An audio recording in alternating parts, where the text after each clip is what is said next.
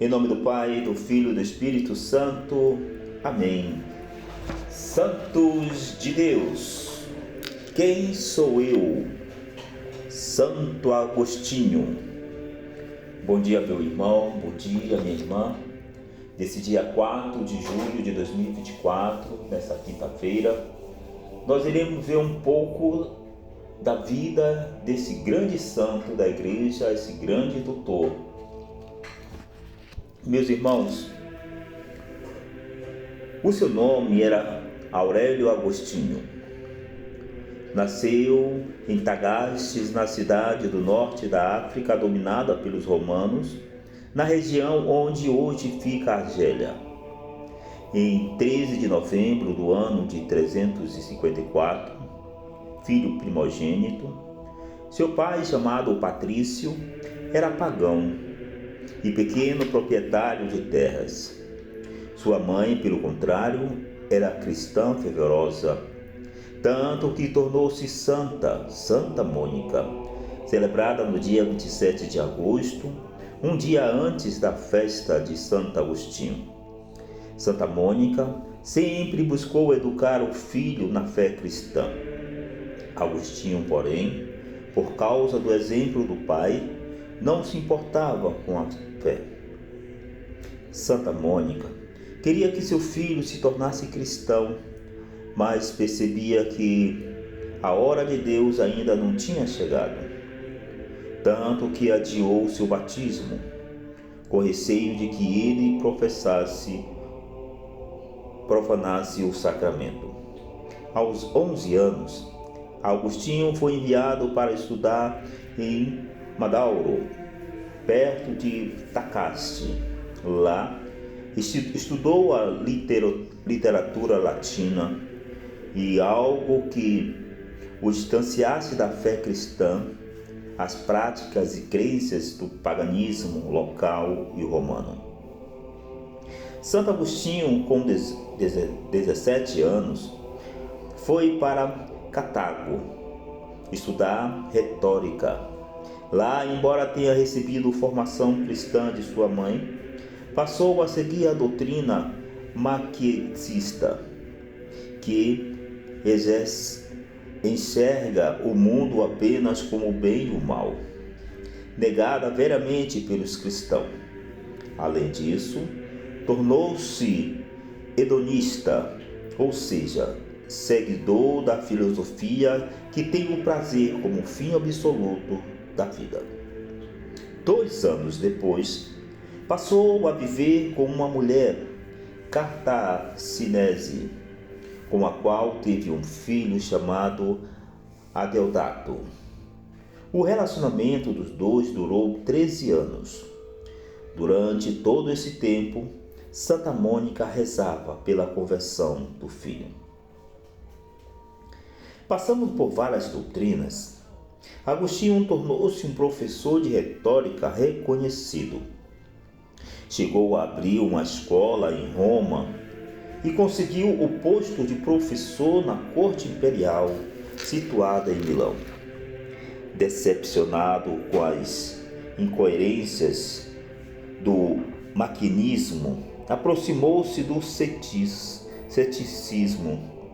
Sua mãe mudou-se para Milão e exerceu certa influência sobre o seu comportamento. Nesse tempo, também decepcionado com o ceticismo, Agostinho aproximou-se do bispo Ambrósio, Santo Ambrósio de Milão. A princípio, queria apenas ouvir a retórica excelente do bispo. Antes de se converter, Agostinho separou de sua companheira após 13 anos de relacionamento e ainda envolveu-se com outras mulheres. Depois, porém, foi se convencendo da verdade sobre Jesus Cristo.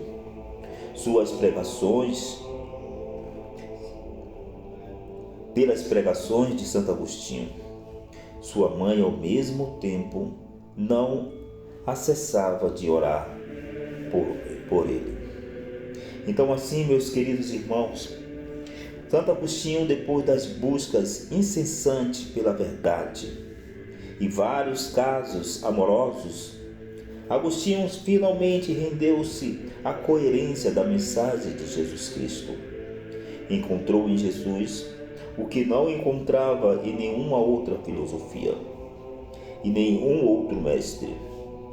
Assim, ele e seu filho Adeodato, então com 15 anos, foram batizados em Milão por Santo Ambrósio, durante uma vigília pascal. A partir de então, passou a escrever contra o maniqueísmo, que ele conhecia tão bem, mas depois disso escreveu obras tão importantes que se tornaram doutor da Igreja. Agostinho, meus irmãos, dedicava grande atenção a Deodato, formando-o na fé e na ciência humanas. De repente, porém, seu filho veio a falecer. Foi um grande choque. Por causa disso, ele dedicou voltar para Tagaste. No caminho de volta, aconteceu que sua mãe também faleceu. Agostinho menciona em suas confissões a maravilha e o alimento espiritual que eram os diálogos que ele tinha com a sua mãe, Santa Mônica, sobre a pessoa de Jesus Cristo e a beleza da fé cristã. Esses diálogos, meus irmãos, foram decisivos para a sua formação. E agora, com a morte da mãe, muita falta ele sentiu dessas conversas restauradoras. Olha, meu irmão, e assim,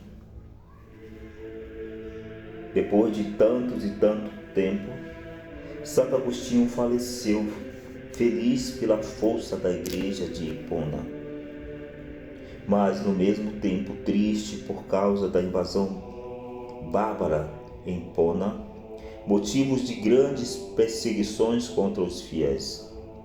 Sua morte ocorreu em 28 de agosto do ano de 430. Mais tarde, em 725, seus restos mortais foram exumados e trasladados para a cidade de Pavia, na Itália, onde são venerados na igreja de São Pedro do Céu de Ouro. A igreja fica perto do local onde ocorreu sua conversão. Olha, meus irmãos, o bispo de Hipona, percebendo a forte inspiração que Deus coloca na alma de Agostinho, convidou-o para ir juntos nas missões e pregações. O bispo, já idoso e enfraquecido, vendo confirmada a sabedoria de Agostinho, ordenou-o como sacerdote, o que foi aceito com a grande alegria pelos fiéis. E depois, em 397, logo após o bispo, o povo em uma só voz clamou Santo Agostinho como bispo de Hipona. Ele operou o cargo durante 34 anos, derramando toda a sua sabedoria nas pregações, nos livros, na caridade, para com os pobres, na espiritualidade profunda. Então, assim, meus queridos irmãos, vamos rezar a oração de Santo Agostinho. Gloriosíssimo Pai Santo Agostinho, que por divina providência foste chamado das trevas, da gentilidade e dos caminhos do erro, e a sua culpa admirável, à luz do Evangelho, e os retíssimos caminhos da graça e da justificação, para ser antes os homens vaso de predileção divina e brilhar em dia calamitosos para a igreja, como estrela da manhã, entre as trevas da noite. Lançai-nos do Deus de toda a consolação e misericórdia, o sermos chamados e predestinados, como vós fostes, a vida da graça e a graça da eterna vida. onde juntamente convosco cantemos as misericórdias do Senhor e gozemos a sorte dos eleitos pelos séculos dos séculos. Amém.